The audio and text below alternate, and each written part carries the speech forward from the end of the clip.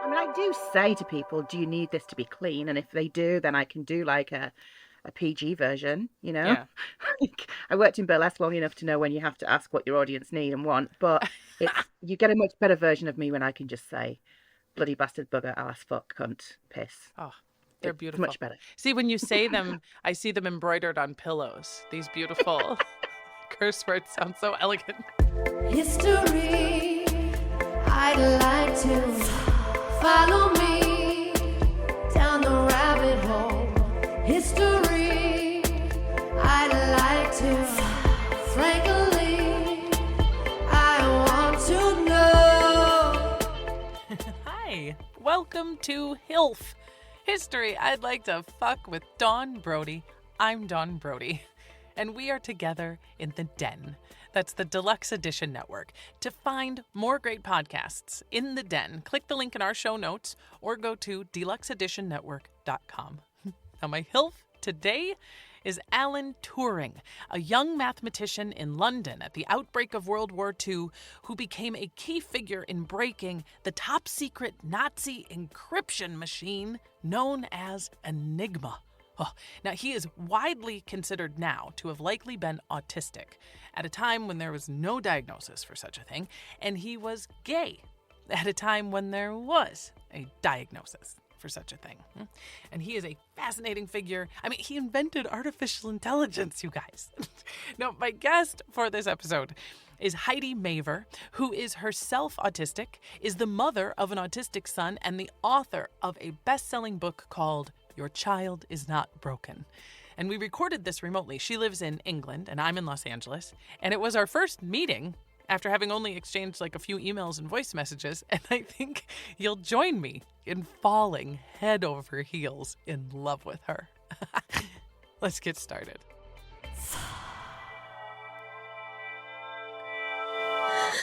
You sent me a message after your assistant had sent me your one sheet sort of laying out your biography and your credits and stuff. And you were like, oh, Dawn, I'm afraid that you're going to think that I'm fancy and serious.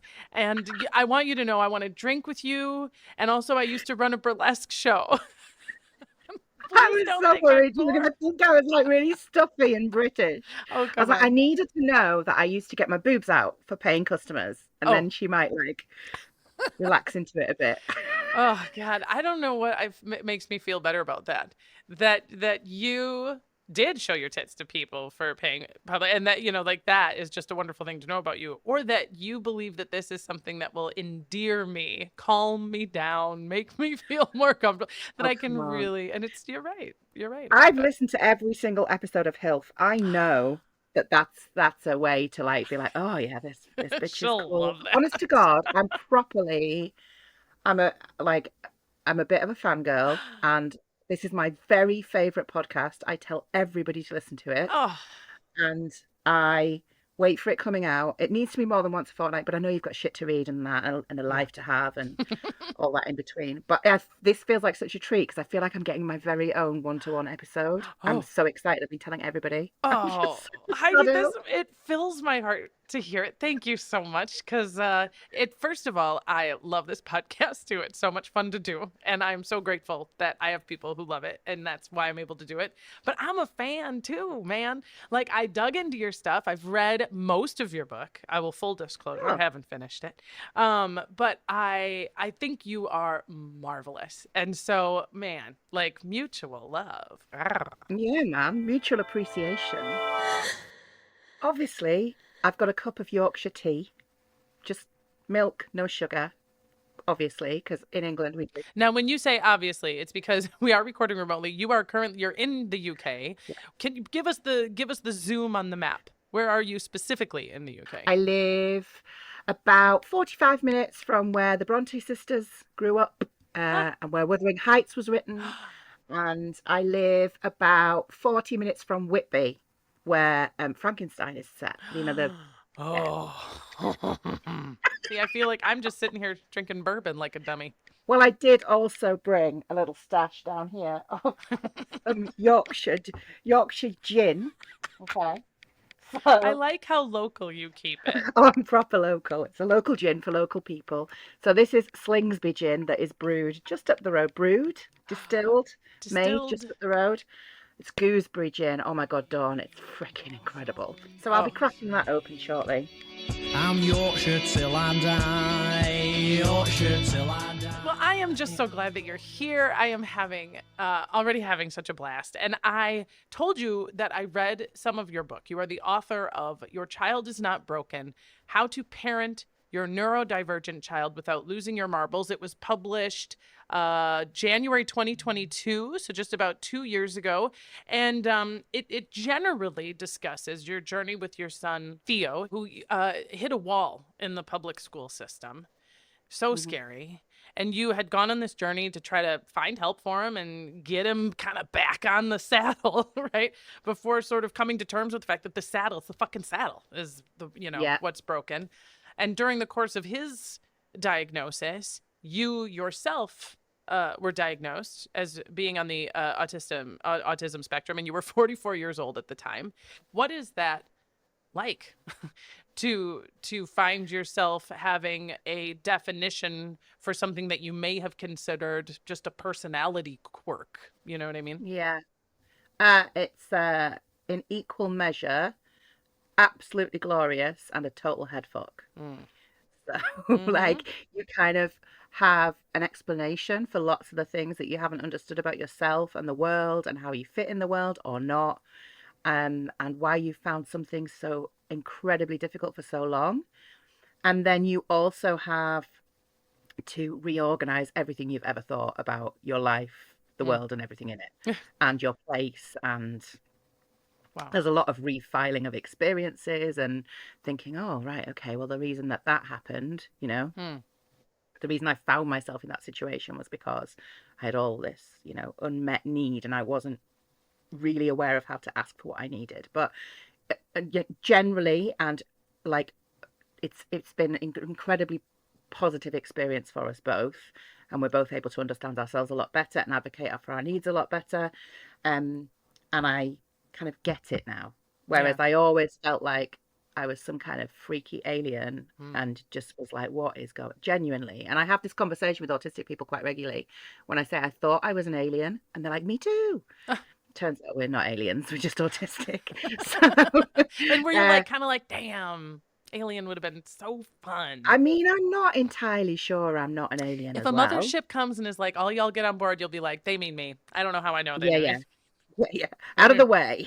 They came to clean me up. Yeah, totally. This seems to me like it would be such difficult and unsteady ground for any individual to suddenly sort of find themselves here. But then as a mother who is simultaneously navigating or helping your son navigate the same unsteady ground that you've just found yourself on, has to be, I would go ahead and say, book worthy. You know what I mean? Like, no wonder you had to share this experience. It's so necessary. I mean, yeah. I was really stunned and saddened by how often in your book you talk about the response generally being toughen up yourself and just toughen up your child. It's this general idea that you are consciously or unconsciously and deliberately or by accident just not doing it.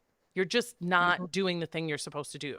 And it sounds so much like when I hear people with like addiction, for example, who just keep saying, stop drinking. Just try harder. And let's just pretend that the thing I'm telling you is always the right way, which you and I both know that a lot of times you're getting advice that no is also not great advice. But let's just pretend that you and I both agree that what you're telling me to do is the best possible thing to do. It's not happening. I can't do it, right? It's just not happening. And it isn't an issue of morality or strength or willpower. There has to be something else. And I feel like as we sort of culturally become aware of neurodivergency, we find ourselves using a similar vocabulary to every sort of other abled encounter we have, which is like, yes, logic, reason, force. Even these three things in combination will not work. You know what I mean? No. So what did you ultimately say? What do you ultimately say still to individuals or power structures that are going to say, it's just time to buckle down, or accusing a spectrum diagnosis as an excuse to get out of something. You know what I mean? Yeah. I think, I mean, after I've told them to fuck off and then fuck off a lot more, I then think, well, I should maybe try and articulate myself a little better. That pisses people right off. But I think, so I also sometimes use a mobility aid. I sometimes use a wheelchair because I have a chronic fatigue condition.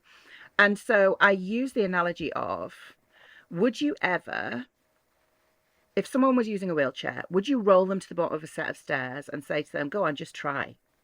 Just get out and walk. You know, just go on, give it your best shot. You're not trying hard enough. If you believe it, you can. You know? And some arseholes would do that, but the majority of people wouldn't. But it's just reminding people that, you know, neurodivergence is an invisible disability, and it is a disability. You know, we are disabled, not so much by our neurotype as such, although that definitely can be disabling, but as much of we're in a world that wasn't built for us.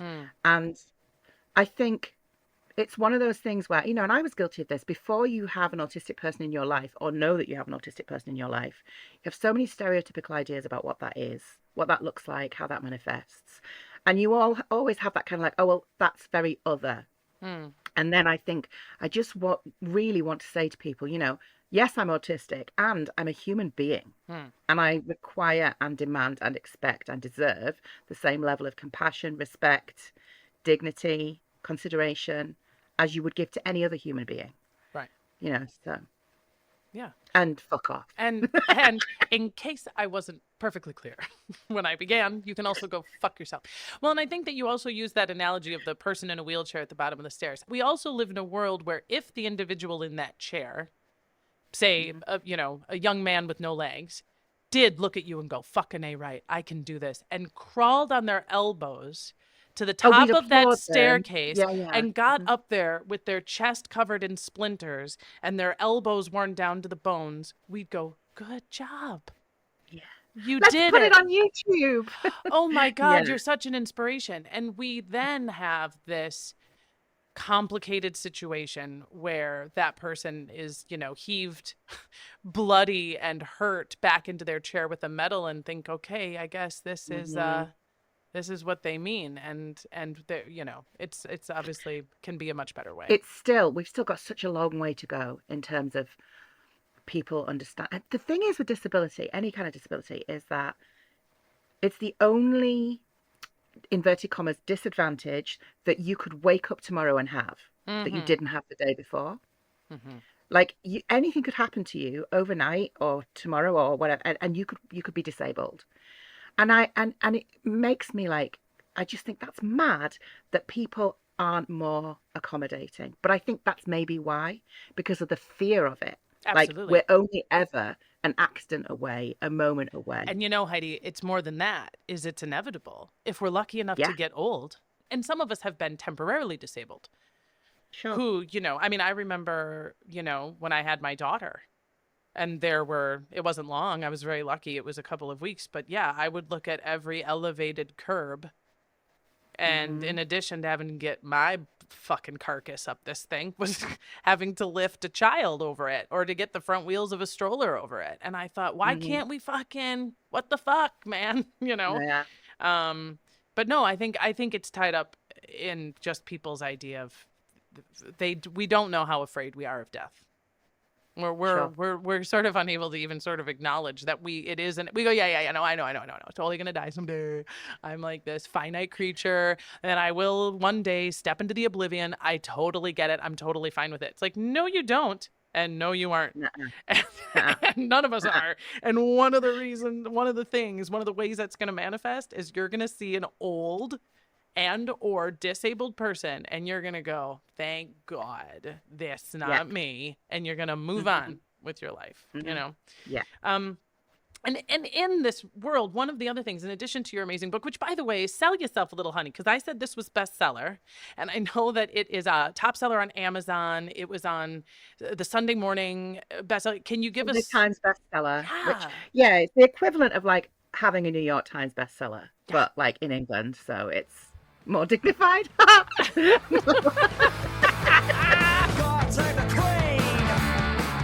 love that you're a fan. It means the world. And here's the part you know very well, girl. I'm going to talk to you about my sources. Oh, yes. Bring it on. And my plan for the thorough fucking that we are going to be doing of our guy, Alan Turing. And what a joy to research this guy. This is just a short kind of biography called Enigma by Anna Revell. And it was a great, just sort of, bare bones, beginning to end, give the broad sweeps of his life, the big moments, the lily pad moments up to his tragic death. Amazing documentaries have been made throughout the years on him. I really enjoyed Alan Turing, the scientist who saved the Allies, which does some discussions on his whole life, but focuses primarily on the work that he did on Enigma during World War II. Amazing essay. There'll be links, by the way, of course, to all this stuff in our show notes. An essay in Autism Parent magazine that really discussed Turing and autism from an autistic person's point of view, but also examining the fact that Turing's relationship to autism was all posthumous. And so how did that diagnosis happen, and what tools did they use to come to a pretty universally accepted conclusion that he would have been diagnosed as somewhere on as a neurodivergent mind. And then after I had finished all my research, when there's a great movie about the subject and I'm going to HILF, when there's one out there and I haven't seen it yet, it is such a treat for me when I finish all my research and I've been a good little historian and I've gotten my episode all prepped. Then I sit down and watch the movie. Now I'll watch the film. Because, I fucking love movies. And one of the things I love about movies is they're not documentaries and they aren't pretending to be a documentary. So I always look at the movie as sort of if the history book was left outside, covered in psychedelic mushrooms and could dream, what would the history dream itself to be? You know what I mean? And in this case, we are very lucky to have a phenomenal movie called The Imitation Game that came out in 2014 starring Benedict Cumberbatch, who I believe is checks notes. Yep, he's English. You said his name wrong. In our house, his name is Bendyback Cummerbund. Oh. I see.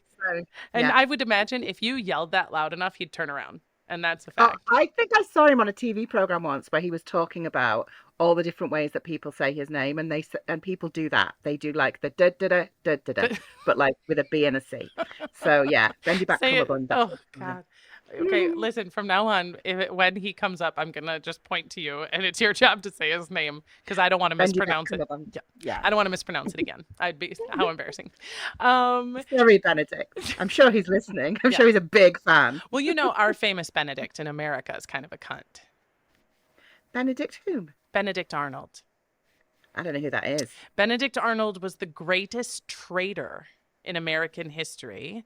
He tried to sell West Point, essentially, to the English during the Revolutionary War. He was like George Washington's top general and best friend.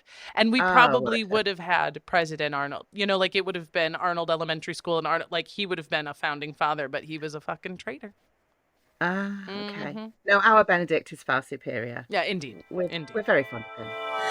So given all of the research and all of this stuff, and knowing that you have, your own wealth of knowledge on this subject, here's my plan for the fucking of Alan Turing. He is, I feel like, himself just a very deep well. So what I'm going to do is drop buckets down into that well, containers, if you will, containers of interest. And I'm calling them the fuck it buckets. Nice. Okay, there's four of them. And what we're going to do is I'm going to tell you what the buckets are, and then you choose the bucket, and then we fuck it. And we can go in any order. All right, so bucket number 1 is he cracked the Nazi encryption code called ENIGMA, helping lead the Allies to victory, of course, in World War II. That's bucket number 1, all the history surrounding that. Bucket number 2, that Turing was diagnosed posthumously with autism, and how the experts who examined his biography and his notes and his letters ultimately came to the conclusion that he was autistic, and how that worked out. Bucket number 3 is he was gay. He was punished under the same statute that got Oscar Wilde gross indecency. And he, at the time of his sentencing, had a choice between imprisonment or chemical castration. And he chose castration, which may or may not have contributed to his early death, which may or may not have been suicide. And so we'll discuss that. And then fuck it bucket number 4 is the work after Enigma that he did in artificial intelligence as the father/mother of AI. And Nice. The crazy fucking inverse. Like, he was the one who invented that way that like humans could tell if they were talking to a computer.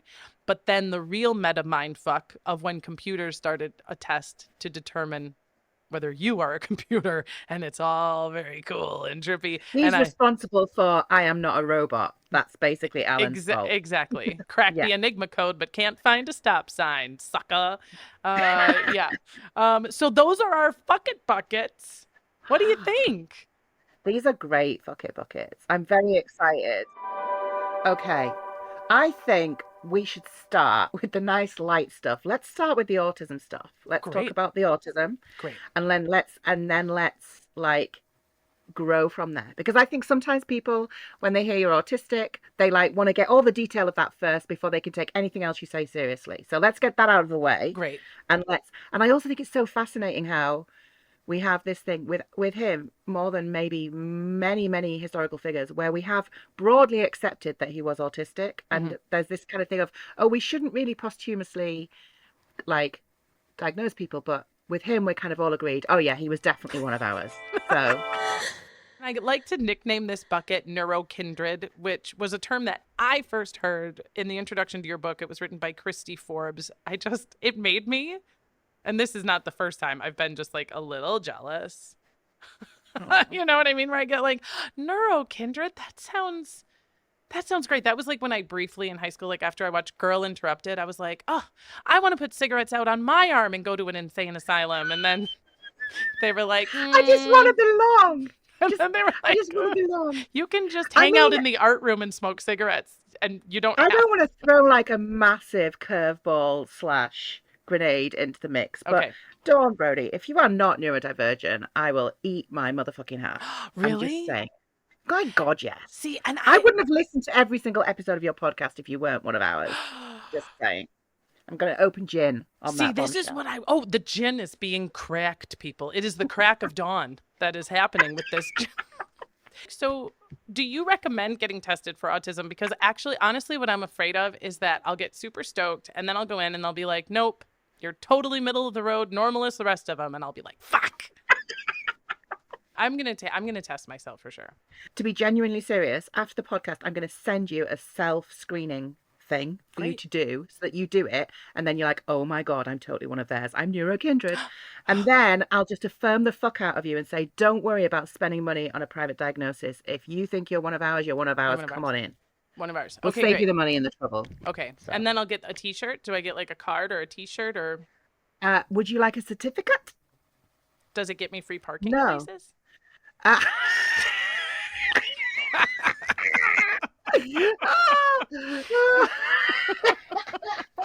I mean, sure.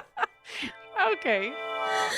Regarding our guy, Alan Turing, as we have discussed, when he was growing up as a child in the 1920s, there is no diagnosis for autism. I suspect they were diagnosing it much as they did where I grew up in rural Wisconsin, which is, what a weirdo, oddball, crueler words. But more than that, there was also the sort of general understanding that your intelligence and your ability to be an intellectual elite also didn't really include math. Math wasn't even that valued. It was about language and classics. So this is how we elevate people who are considered particularly intelligent and particularly smart, is how well they can read, how much information they can retain, and how quickly they are able to be like, ah, yes, that reminds me of Homer in the first part of the blah, or referencing biblical verses. This is what made you intelligent, right? And Alan Turing's mother, by all accounts, was a real cunt about this whole business. You have to give her some grace because she did not have your book. I don't, I'm sure if she had, she would have been phenomenal It at could have this. been so different. Exactly. But she just generally tried to force him into this very conventional mode, and so did the rest of the system in terms of the private boarding schools. And he, much like the analogy we talked about earlier with the guy crawling up the stairs on his elbows, Alan Turing did appear to have done some equivalent of that, and probably what a lot of neurodivergent people were doing at the time, which is just masking and figuring out a way to get in there. However, the earliest account that I can find, feel free to tell me if you have more information about this, about an official sort of posthumous diagnosis of autism for Alan Turing, came in 2003. And it was by Henry O'Connell and Michael Fitzgerald. And they used what is called the Goldberg criteria for Asperger's syndrome.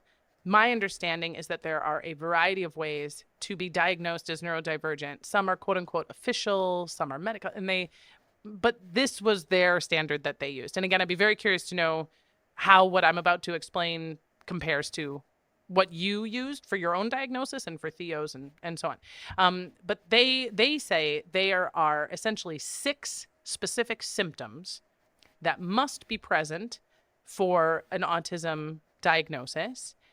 These 6 symptoms may be present and the person is not autistic, but for someone to be diagnosed as autistic, these specific six symptoms have to be present. Number 1, severe impairment in reciprocal social interaction, aka you're bad at parties. It feels like a fancy way of being like, don't do shit right. Just kind of like missing social cues, not making the right facial, whatever, just not doing the back and forth the way that everyone else is kind of used to the back and forth, right? Bad at party. Number 2 is called an all-absorbing narrow interest, aka dinosaurs, nothing but dinosaurs, right? AKA history. Let's fuck it. Stop it. No, that doesn't count. Oh, and the first one, AKA prefers to stand on stage with a microphone rather than having a two-way conversation. Keep going. Oh. Okay, number 3.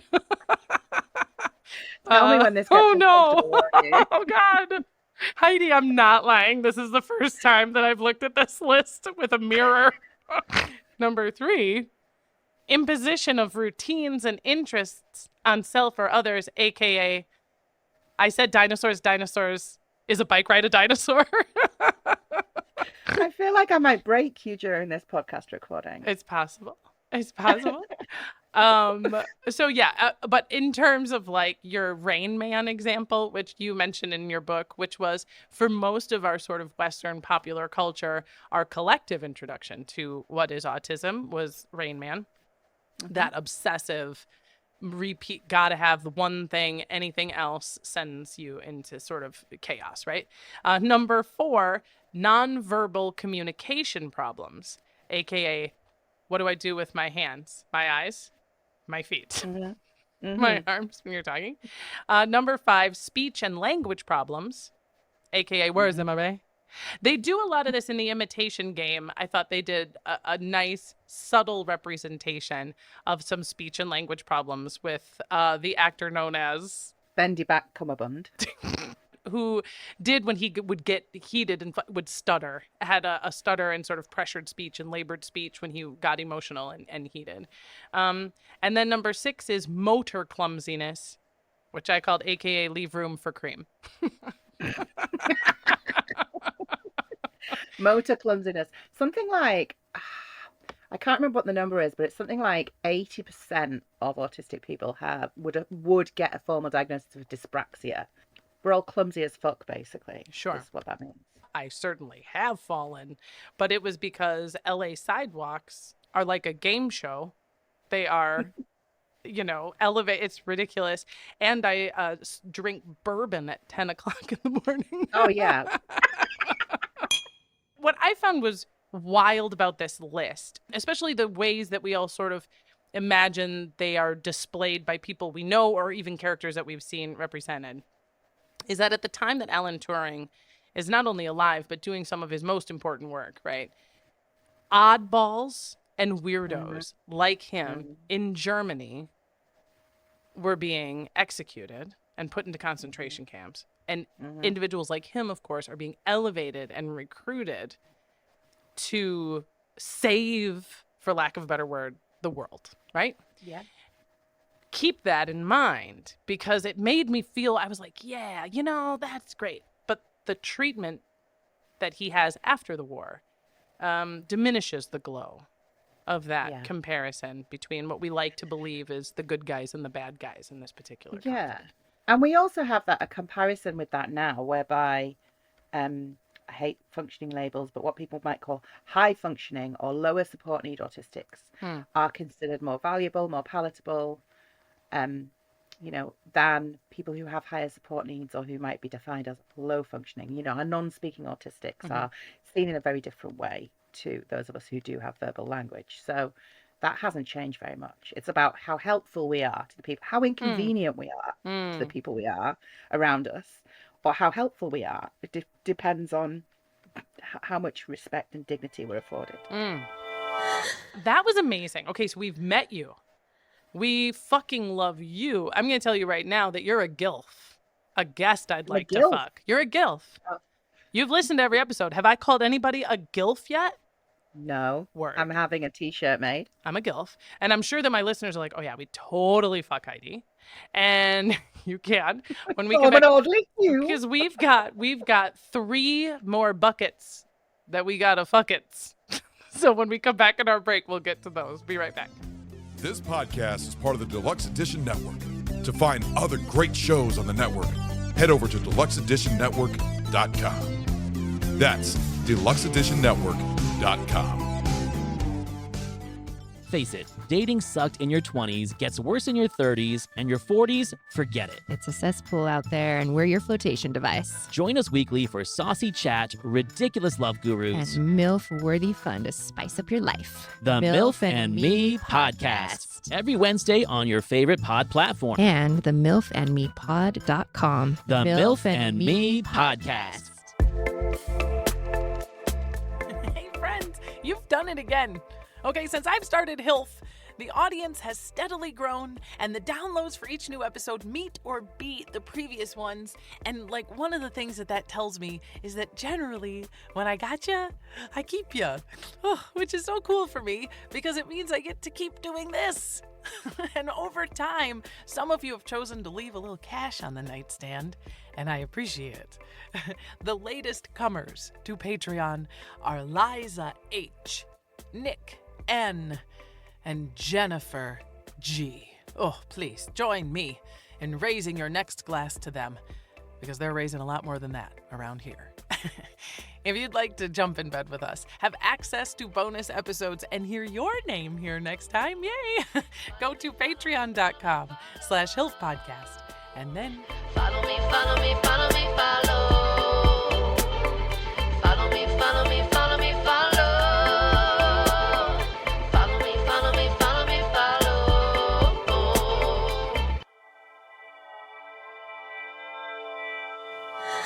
we started with 4 fuck it buckets. You selected, I think very wisely, as your first one, let's cover the autism. Let's do the TISM. Yeah. Which leaves us with ENIGMA, So Gay, and AI. Okay.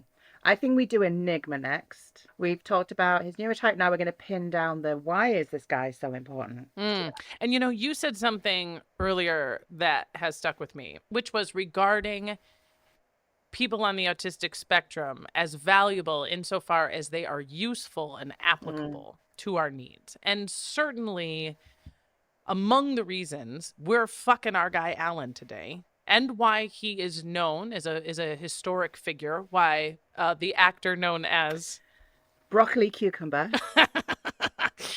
played him in an Oscar-winning movie, is because he and his specific set of skills were very much needed at a very specific time, and he was capital U useful. Before Britain declares war not on the German people, but on the leaders of the Nazi regime. Now, I'm going to talk a bit about Bletchley Park. And when you and I first started talking, you had just gone as a tourist to visit Bletchley Park. I have your photos. I have your voice recordings. They are awesome.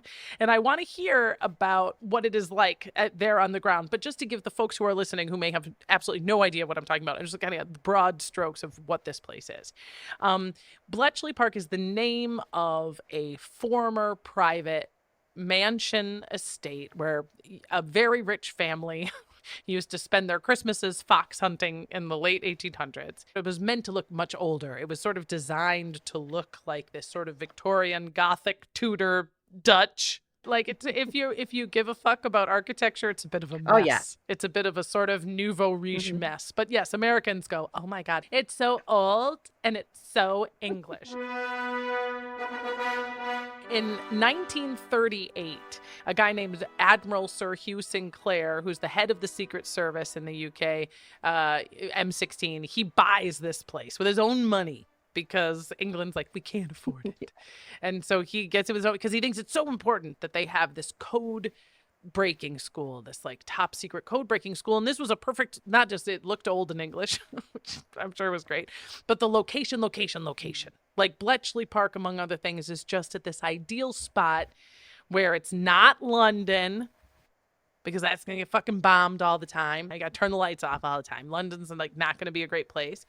It's also close to the train station that connects the Oxford, Cambridge super close. universities. Really close. Yeah. Exactly. And this is where they suspect these kids, these students, are going to be coming in here as we recruit them. So it was just kind of great all the way around. What is, like, aesthetically, what's it like? Was it visually beautiful? What you feel like being there? So the mansion, the house, is really beautiful. It looks kind of like an old English boarding school, and it's on a lake. It's really pretty. And then there are loads of like little huts, which is where they did the code breaking, and where they have like long corridors with rooms off them with different things in. No one lived on site, so everyone came in on buses or on the train. Keep in mind that everything we know about Bletchley Park and anything that we know about Alan Turing was top secret and completely confidential until the 1970s.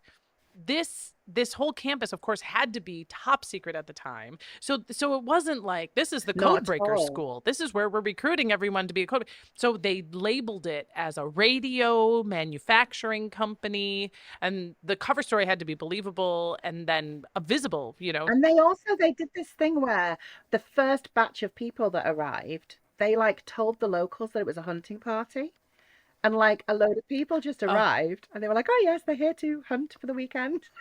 Because they were like surveying like where they were going to build huts and what they were going to do. And like all the locals just thought it was like this posh guy bringing people in to kill foxes. It's crazy. The foxes were like, I have to be honest, they're terrible at hunting. I haven't heard a single gunshot. There's no dogs. We already know there's going to be codes and there's going to be a need for code breaking. Because what World War I had utilized was the radio.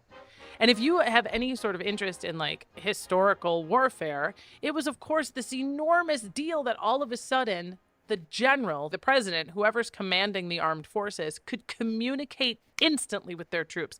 That's fucking nuts, man. I mean, if you think about like the history of one of my big interests, the Revolutionary War and George Washington, so many chapters of fucking fascinating, face-melting American history are just individuals trying against all odds to get a message from one place to another, right?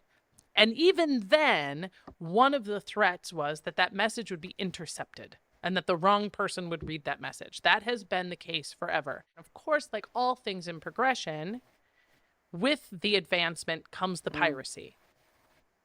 And anyone with a radio can send a message to the front lines, and anyone with a radio can hear that message on the front lines. So the first element of code breaking necessary was kind of what we had talked about earlier, where your expertise in the classics and in literature are going to come in handy, because we're going to use codes that are more like crossword puzzles. Say, go tell Uric, we're going to attack in the Uric front from Colossus. And somebody would be like, I know Uric, fucking Hamlet, that's Danish, it's something in Denmark, right? So someone could sort of, with their understanding of literature, help crack a code. What becomes unique about this cat and mouse game of code breaking post-radio, post-World War I, that evolves in World War II, is a mathematics code. A code that doesn't rely on human brain knowledge, human recognition of stories and characters and links in tales sort of knowledge, but math. And of course, as we've well aware now, and they were learning very well then, is that machines are fucking awful at comparing Henry III to Richard III, but they're fucking awesome at math. They can do that so much faster than we can, right?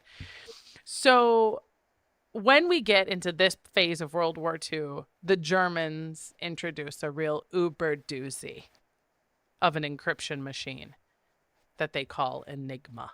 If you can imagine an old classic typewriter that is slightly more boxy, it has one keypad that is lower and it has the 26 letter alphabet, which is a benefit as the English are trying to translate German, because we do different languages, same alphabet, so that's great. And when you would press, let's say the message was, I love you. So I start to type I. And when I type I on the bottom keyboard, it goes through a series of electric channels and rotors, and another letter will illuminate on the top keyboard. So I press that to create this message. L will go through these things and encrypt a different level. But this, if I'd left the description there, it would seem very simple. That's a basic encryption. That is letter replacement. That is something that would take a minute to translate, but not long. A kid could do it, right? If every A is an L and every X is a Z, then I just go through and change it. But inside the electronics, between those two keyboards, are a series of rotors and electric wires that each have that 26-letter alphabet as well, and they turn clockwise or counterclockwise at sort of thousands of probabilities, so that an I will not always be an I. An I will be something else the next time I type it, and it's the ability to mathematically predict and unravel what letter is what that becomes this mathematical seeming impossibility. And they had this thing where they had someone who read the message and told the ENIGMA transcriber what the code was for the encryption. And that person would then put it in the machine, and then it would transmit. And the person at the other end would read that off, but they wouldn't have the code for the other end. So there was like an ingoing code and an outgoing code, and they changed every 24 hours. Right. Every night at midnight, they both changed, which ultimately led to millions of probabilities for both ends of encryption. It becomes, certainly for me, looking at something like this, I throw up my hands and use words like impossible. Can't be done. That isn't the words you use in a World War scenario. You're like, how do we break this encryption and how can it be done? And once it became clear that this wasn't about your understanding of Richard III and Homer that was going to get us through this, and that this was a mathematical situation, they turned to mathematical minds. And this is where we get our guy, Alan Turing. He comes into Bletchley Park shortly after the declaration of war, the official declaration of war, where there are already a series of teams working in a series of huts around the clock, trying to crack these codes and trying to figure out how they can get through this Nazi German ENIGMA machine. Around the port of it, heading, Skipper. Okay. Oh, this is fucking fascinating fucking espionage shit, Heidi, too, which I'm sure you read about like a German sub had been hit and was like sinking and was like about to sink, and we knew there was an ENIGMA machine on the sub, and this just like crazy fucking sexy spy shit where they like get to the sub before it sinks and somehow get in it and take the ENIGMA machine. Like, oh, like if Alan Turing don't curl your toes, good news. So James Bond, isn't it? So James Bond. You've got Alan Turing and a bunch of other code breakers. And goddamn, man, I mean, I could do a HILF on every code breaker who was there. And also, the code breaking population at Bletchley Park was 75% female.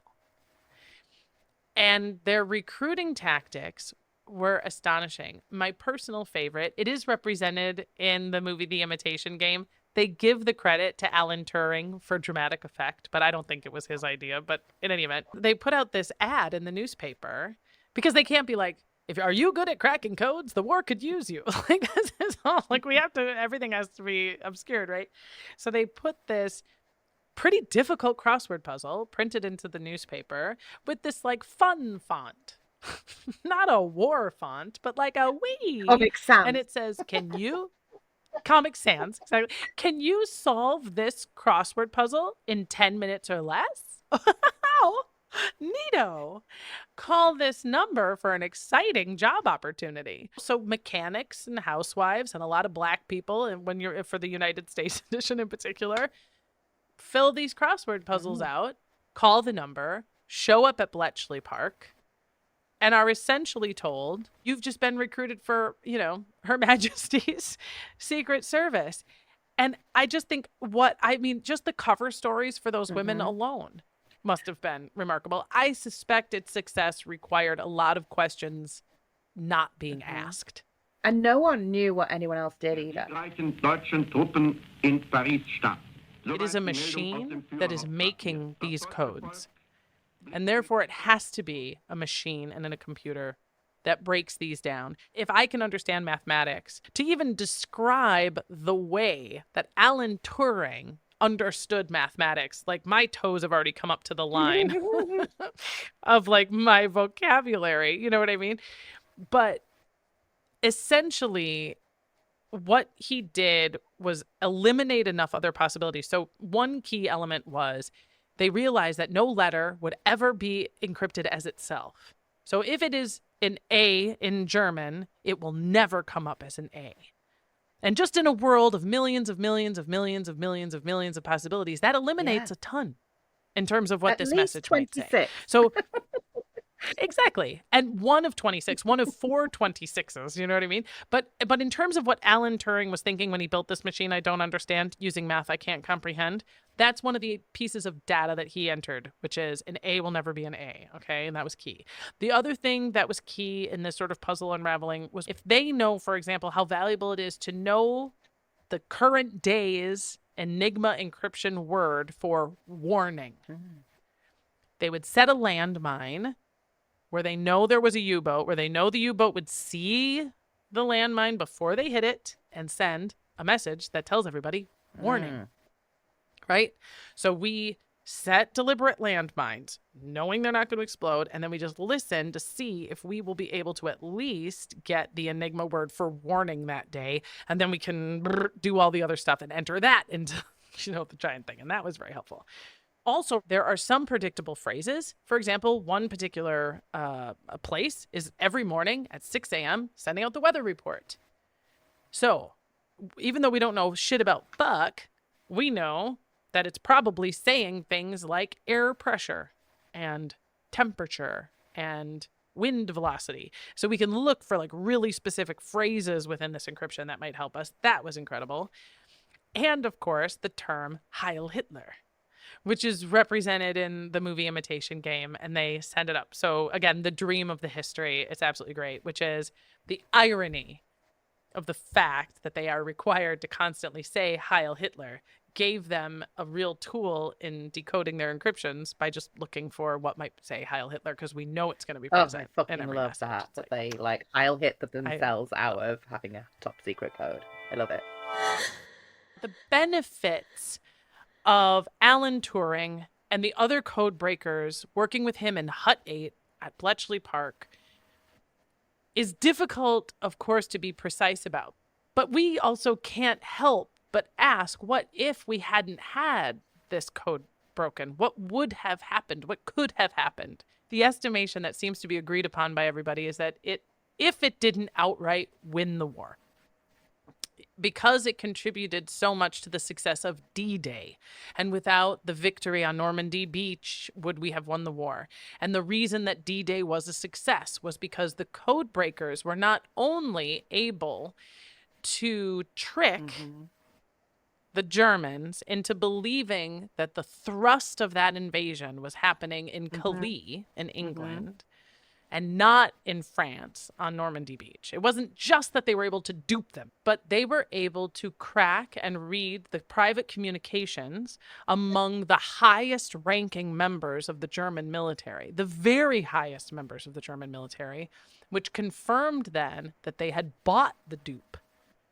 Because even in their most private communication, they were talking about, yes, we're going to Calais, and yes, they believed it, which gave us the confidence and the ability to move forward in that way. Most historians are uncomfortable making big definitive statements like he won the war. But the most definitive statement that I heard was that Alan Turing, and specifically his contribution in cracking the ENIGMA machine, shortened World War II by 2 years, thereby saving thousands and thousands of lives. Fucking nuts. There is, of course, the V-Day, the celebrations at the conclusion of World War II. They destroy a lot of these machines. They burn a lot of their paperwork, and they are told as individuals, thank you so much. That was amazing. You, of course, cannot whisper a word of what you've done here to anyone ever. And they all got on that train that was so convenient to the area and went back to their lives. Can you imagine? Like, where have you been? Oh, I've been fox hunting. Yeah, and they're like, where's the fox? And you'd be like, can you believe it? Every day for 3 years, we never got one. What was like, what stuck with you most, having been on the spot as a tourist? You know what I really like? Obviously, it's like staged. Like there were cardigans, like drawing pinned to the back of chairs and stuff. I was like, oh, that's a nice cardigan. This But is in his, Keira Knightley's cardigan. yeah, in his office, like you can go in his. I sent you pictures, I think, in his office, and on top of the like cupboard in the corner where he would hang his coat and stuff, there was a pair of running shoes because he was a really keen athlete. Yes. And like he was like an accomplished runner. Like he almost qualified for the Olympics. Yeah. And that's what I was like, oh, like this man who was like incredibly serious and very dedicated to his work, and actually more interested in like just the like that single-minded laser sharp focus that autistic people are criticized for, that like, oh, I've got a thing in my mind and I'm not going to stop until it gets done. And I'm sure there were other people on the team with him who were also autistic, by the way, but he was so focused on that. But I really, that nod to, and the way he regulated himself would be to put his running shoes on and run around Bletchley Park, like just to get that energy out. Or so that was like a moment when I was like, oh, that I really liked how humanizing that was. Like, yes, to remember that this was a man who would probably feel all those pressures and then some, and would need a way to unwind. And the way he did that was by strapping on a pair of white plimsolls and running like his life depended on it. I really like that.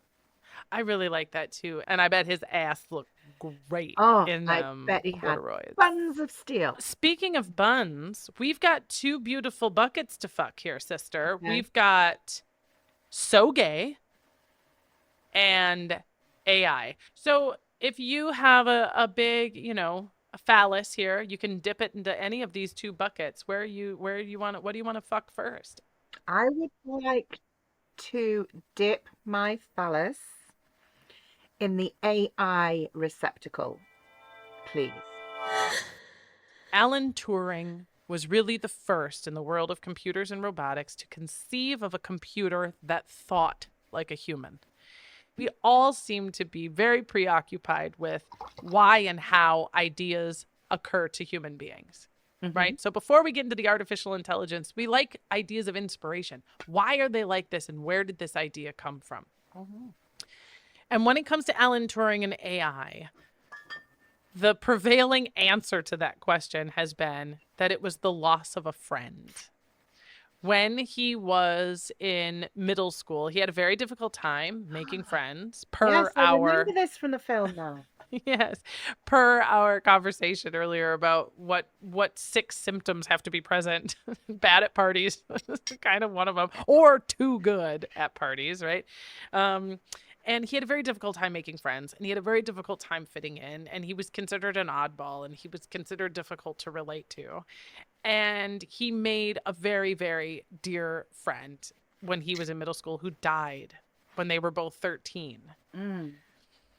And he missed this kid so much and felt the loss of his friend so much that it really made him question, what is a spirit? What is the soul? What is a human being, right? And how can this thing, this person's personality that is now gone, still pull me and influence me in such ways?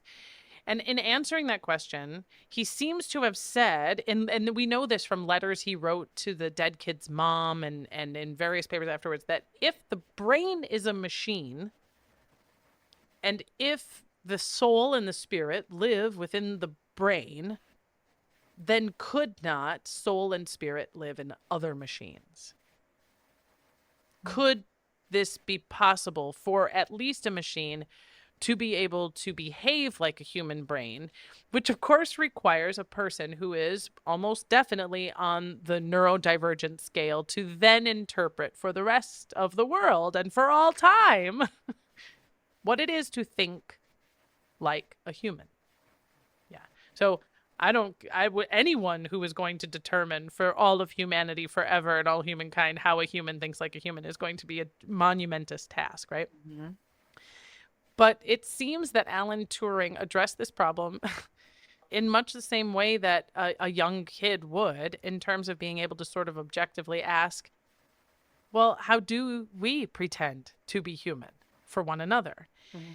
And it brings up the imitation game, because what Alan Turing wanted to do was build a computer that didn't just accomplish a task. It wasn't just automation. The machine itself could determine a problem solving, recognize commands, and correct and incorrect responses to commands. That was kind of like the what? So he based it on the imitation game. And here's what I love so much about the imitation game is not only the name of the movie, starring the renowned actor known as Bloody Fuck Colour Lunch.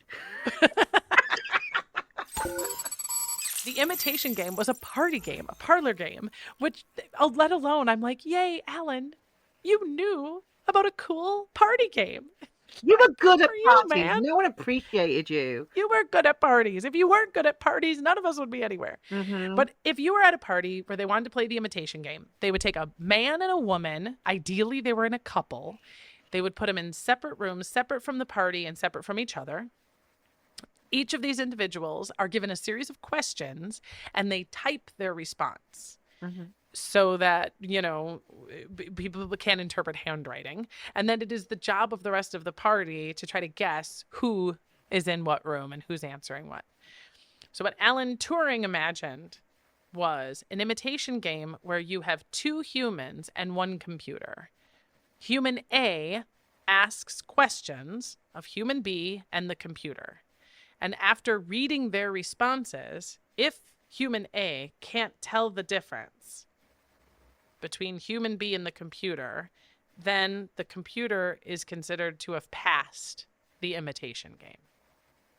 And the reason that this is so fucking nuts and breaks your brain is because for the computer to pass the imitation game, it doesn't just have to answer questions correctly. No. If it was simply a matter of, we're going to ask you a series of questions, the computer can answer the questions correctly. Of course. But and it would show itself quickly to be a computer because it would always be right. Exactly. Right. So can the computer give its answer slow enough to convince you it's a human? Can the computer give you the answer with a misspelling that it is perfectly capable of not making in order to convince you that it's a person? Can the computer make a little stutter, you know what I mean? Yeah. Version to make you believe that they're a human? And many, many, many these computers can fucking do it, right? And as we talked about, this is what's so nuts about it, is that it got so good. Computers are so good at replicating humans. Many of you have been in a chat where it's like, God, they're fucking friendly. Yeah, they're doing it too perfect. And then we get mad because we're like, this fucking bitch is like, I'm so sorry that you weren't able to connect your flights. And you're like, oh, you know what I mean? That then we've all had to prove ourselves to be humans to a computer. That they know they're giving you a task a computer couldn't do. And you have, like, the future is now. Yeah. Is what I'm saying. But he said of AI, artificial intelligence in 1949, quote, "It may take years before we settle down to the new possibilities, but I do not see why it should not enter any of the fields normally covered by the human intellect and eventually compete on all in equal terms." He's not wrong. Nope. And that's like, what, 70 years ago? It's recent history, and look at how far we've come since then. Right. And I mean, and there's a lot of questions about AI, and they vary a lot from industry to industry and circumstance to circumstance. But I mean, human beings chemically castrated Alan Turing. Mm-hmm. So if you want to ask me if AI is going to be better than us, worse than us, I'm wondering if it's just going to be as bad. Mm-hmm. You know? Mm-hmm. All of these questions that you and I are having about AI, good, bad. Mm-hmm. How would I treat AI? I don't treat Alexa very well when she fucks up. Like, I know that when I ask my smart speaker to do something, and if she does one of those, like, I'm sorry, I didn't understand, I'm not cool about it. I'm not sweet about it. I get like, you fucking dumb robot piece of shit. Fuck. Like, I get in areas like I'm never impatient or like unkind to anyone or even any other inanimate object, but I get like, you gonna talk like a bitch? I'm gonna treat you like a bitch. You know what I mean? To never become sentient, because a lot of us are getting killed in our beds, right? Oh, and we deserve it. I talked about in the AI that it was this friend of his who died young that gave him a question of like, well, what is human intelligence? What is non-artificial intelligence? What is the human spirit? This kid was named Christopher Morecambe, and he was almost definitely Alan's first love, in addition to his first friend. We don't know about their sexual relationship. Speculation has been that they were more intimate in their letters and in the way they related to each other than the other boys have been, and that there was a certain permissiveness of like playful homosexuality within boys' private schools that varied from school to school, obviously, but that it was sort of like, you know, like kissing girls in college. It's like, this is where that happens. It's, you know, so it wasn't the most unknown thing either. And indeed, he dies of bovine tuberculosis when they're both 13. This is from infected cow's milk. And Alan Turing, who considered, it sounds like, his emotional relationships with people to be somewhat malleable, found he couldn't just stop mourning this kid, right?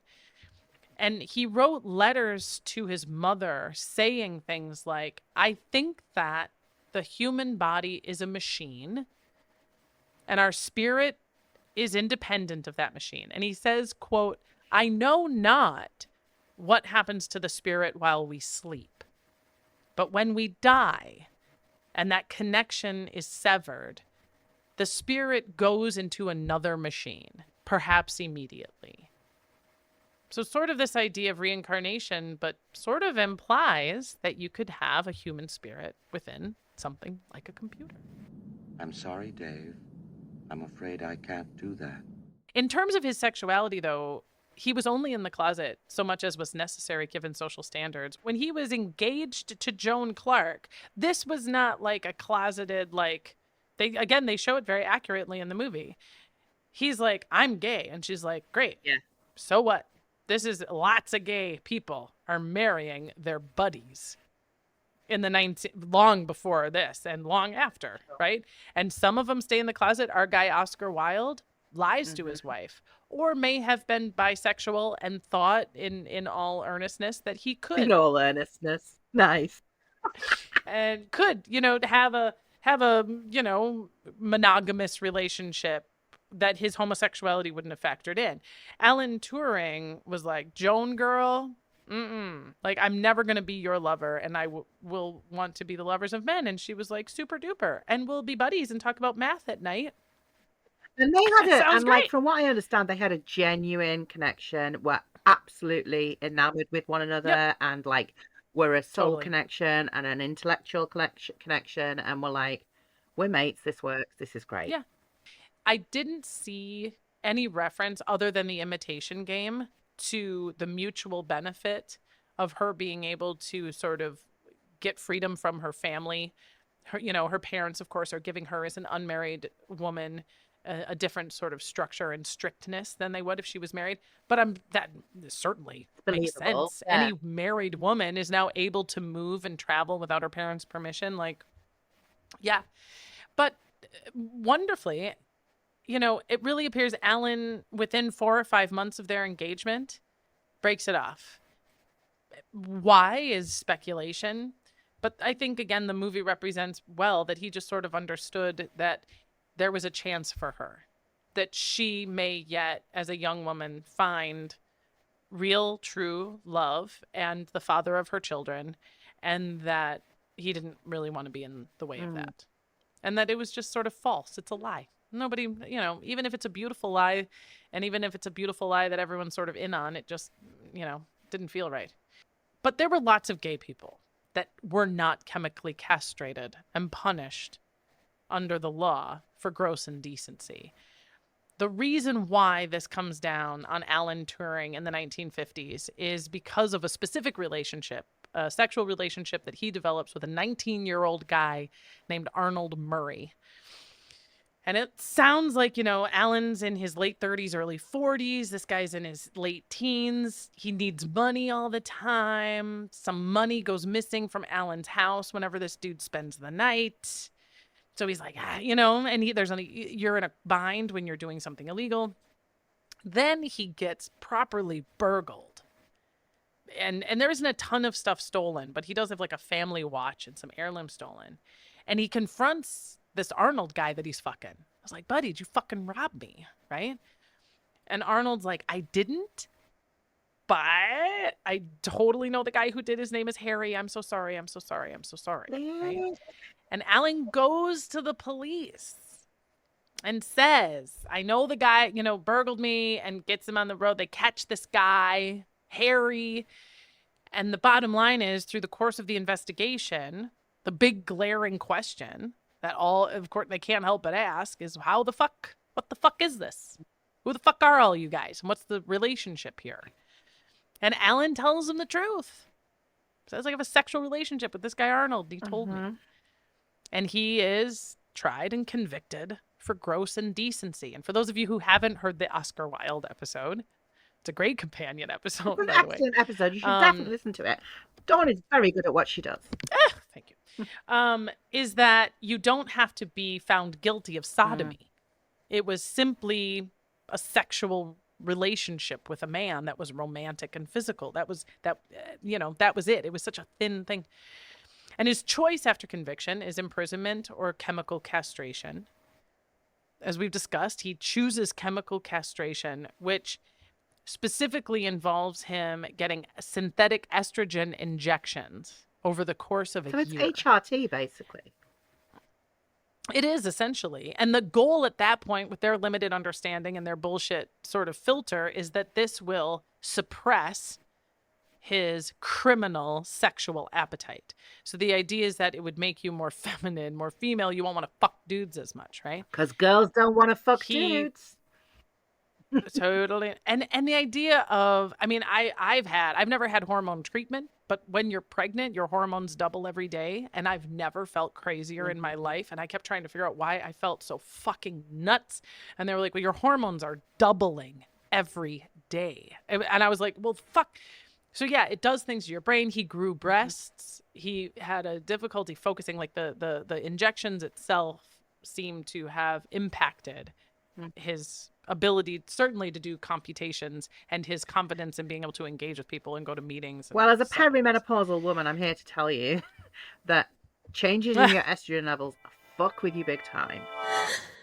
Why didn't he or anyone in the government say, you cannot limit the intellect of this man? He is a fucking national treasure and he saved the world. It is, of course, because everything we're talking about was still classified, was still top secret. Nothing of his contribution to the war effort would be known for another 20 years. And what does it say to the character of Alan Turing that in the course of all of this, he never said, you can't do this to me, I'm too important. Don't you know who I am? Don't you know what I've done? Or even to hold this stuff as leverage, right? But 2 years after his conviction, a year after his hormone injections, in June of 1954, his housekeeper comes in and finds his body next to a half-eaten apple sitting on the table next to him. The autopsy reveals that he died from cyanide poisoning. And the general consensus, and almost every account that you read about the death of Alan Turing will tell you that he committed suicide. But I do have some theories, because there are 3 prevailing theories on what actually happened to Alan Turing. One seems like the clues I kind of laid out for you, which is it was a poison apple, right? There's this half-eaten apple. He died of cyanide poisoning. There's a biographer that goes into great depth about his obsession with Snow White.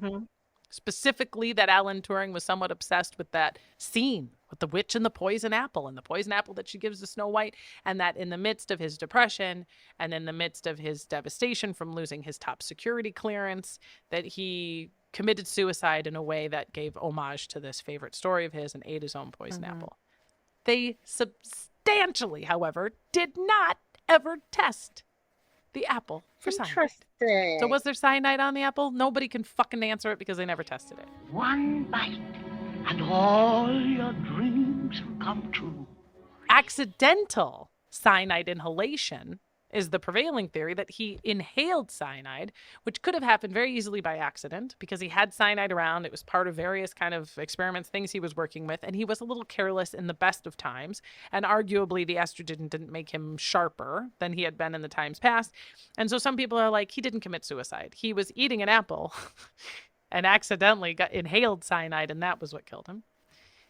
The third theory, I have to say, I rarely give a nod to conspiracy theories, but this one is so plausible, which was that he was murdered by the British intelligence service because he is just the confluence of what they just cannot ever have, which is a one-of-a-kind brain, uniquely able to crack these codes with an experience in how they've cracked these codes before, who has now lost any ability to work for the British government because he's been convicted of a crime. So he's lost all of his security clearance. He will never be able to work for any of his previous employers. He's a free bird and he's gay. Grabs. Yeah. So he is now vulnerable to seduction, to blackmail. He needs a job. He can't work for us. He has this brain, like, this guy cannot be allowed to live. And there was this huge deal with like gay spies. Homosexuality and espionage were incredibly tied in the public opinion at this point. Can't trust those guys. Yeah, that's my favorite thing about straight people is how much you can trust them. Mine too. What is human is we've never been good at defining it. And we always use asterisks, you know. Your children are almost human. Old people used to be human. You know, I mean, even if you want to get out of race and religion and just look within your own immediate family, you can see how we evaluate humanity based on your productivity and your usefulness and your physical strength, right? When you are 33 and hot, you are the most human. Then you speak to yourself. And that is I was a hot mess when I was 30. Like, I'm a hot mess. Oh, I was 38. Yeah, I was hotter, but I was messier. I'm gonna call myself that now. I'm a hotter mess. Hotter, messier. I was hotter, I was messier.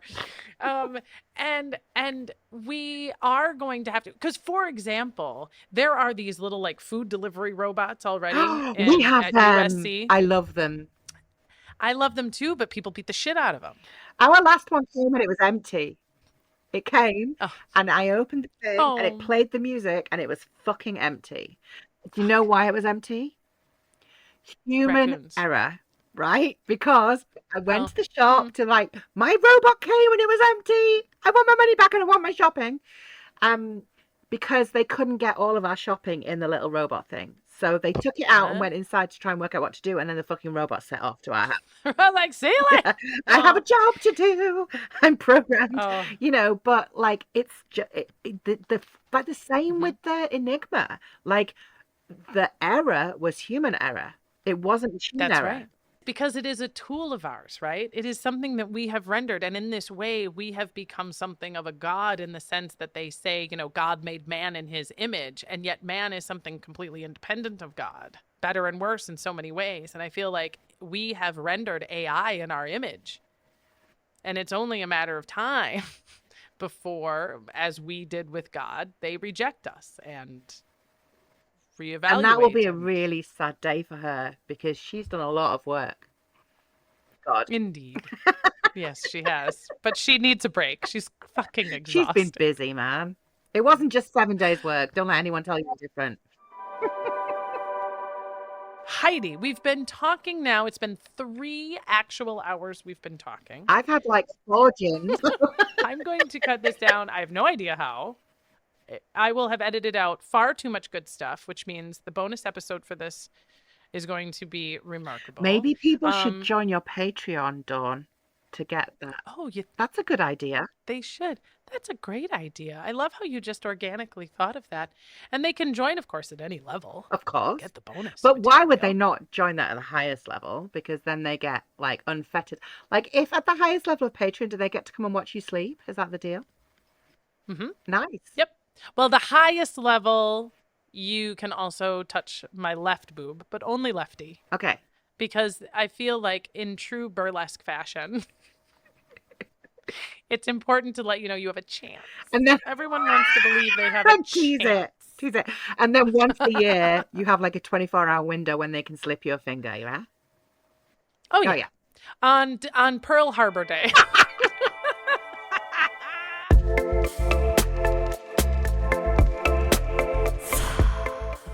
Hey, you know what? The world is a crazy place. So to make it abundantly clear, you can't do any of that to me. But as a Patreon subscriber, indeed, I do slip you things in the form of bonus content, and it's in your ears, which is, I know it's not as good. Okay, but it is easier to get away with at work. The bonus for this episode, by the way, is rich, right? Editing it, I found myself snorting and giggling with Heidi all over again.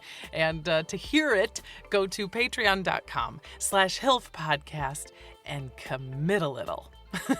Next episode is a big deal. I'm not gonna lie. It's a generational toe curler, okay? An ancient babe who has never stopped trending. Cleopatra. I know, like, why did it take so long? Well, because it took the good sense of someone like my guest, Emmy Award-winning journalist and LA-based comedian Kiki Andersen, to suggest it. Until then, our theme song was composed and performed by the incomparable Kat Perkins. A reminder that you can find my sources, links to the books, documentaries, and articles I reference in the summary of this episode, or by emailing us hilfpodcast@gmail.com or messaging us on social media @hilfpodcast. This has been HILF, History I'd Like to Fuck with Dawn Brody. I'm Dawn Brody, reminding you that history is a party and everyone's coming.